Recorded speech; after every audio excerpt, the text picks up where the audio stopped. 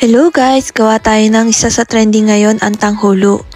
Kakailanganin natin ng strawberry, grapes,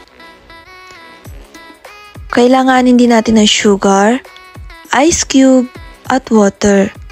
At bago pala yan, kailangan ding hugasan yung mga gagamitin nating prutas, katulad ng strawberry at ng grapes.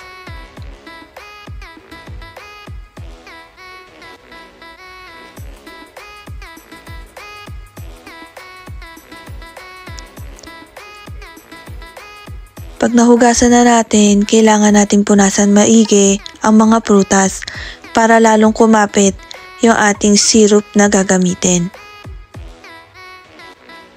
Kaya naman pupunasan ko lang to ng maigi guys. At kailangan ko din tanggalin yung pinakadulo ng strawberry.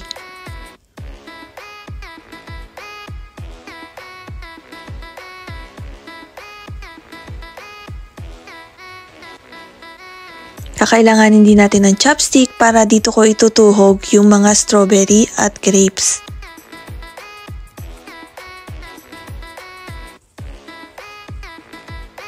Ayusin ko lang siya maigi guys. Ayan na yung strawberry. Next naman natin is yung grapes. Tutuhugin ko lang siya. So, tigpipito lang yung kinuha natin na prutas. Sakto lang para sa akin kasi ako lang naman ang kakain nito. Ayan na siya. So, natuhog na natin. Kailangan natin ng fry pan para dyan natin ilalagay yung sugar na tutunawin natin para maging syrup. So, kayo nang bahalang tumansya guys. Tinansya ko lang yan. Kailangan din natin ng tubig at papainitan na natin siya. Pakuluan lang natin siya hanggang sa lumapot na siya at tingin natin ay kakapit na siya sa prutas.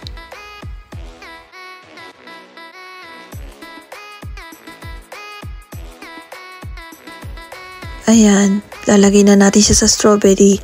Ilagay na natin yung syrup. Siguraduhin nyo na lahat malalagyan natin ng syrup, yung strawberry. Damihan nyo yung paglagay para sigurado maging crunchy siya. At ilublob na sa yelo na may tubig. Ilang segundo, tanggalin na rin siya. Ilagay na niya sa plato. Ang next naman natin is yung grapes. Ganun din, same procedure lang din. Lalagyan lang din natin siya ng syrup, yung buo. Siguraduhin lang lahat ay malalagyan ng syrup.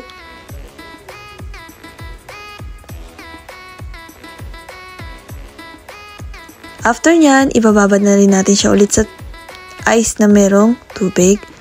Ilang segundo lang, ahon na natin siya.